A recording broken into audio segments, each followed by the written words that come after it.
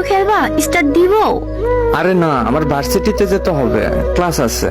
ও হ্যাঁ জান, আজকে তো তোমার ক্লাস আছে। হ্যাঁ। আচ্ছা জান, তাহলে তুমি যাও, সাবধানে যেও কিন্তু। আচ্ছা যাচ্ছি, তুমি কি করবা? আমি একটু গেম খেলবো ফ্রেন্ডদের সাথে। দেখো জান, প্লিজ কোনো ছেলেদের সাথে খেলবা না কিন্তু।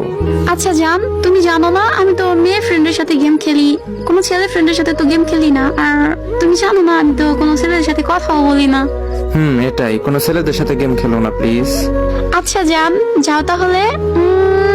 ওকে, টাটা। কি ব্যাপার, আবার আয়শার দেয় কেন? দেখি তো গিয়ে কি বলে। হ্যাঁ আয়শা, কিছু বলবি?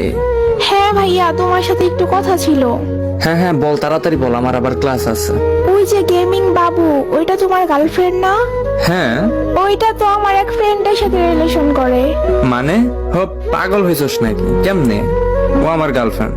হ্যাঁ ভাইয়া, সত্যি বলছি, আমার এক ফ্রেন্ডের সাথে রিলেশন করে, রাকিব নামের একটা ফ্রেন্ডের সাথে। আমি জানি তুমি বিশ্বাস করবা না। হ্যাঁ আমি বিশ্বাস করি না।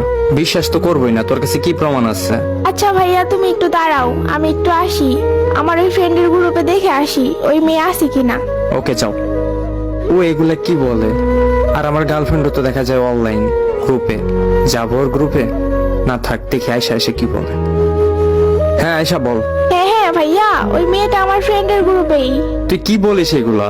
আচ্ছা, তোমার তো বিশ্বাস হবে না, তোমার বট আইডি আছে না?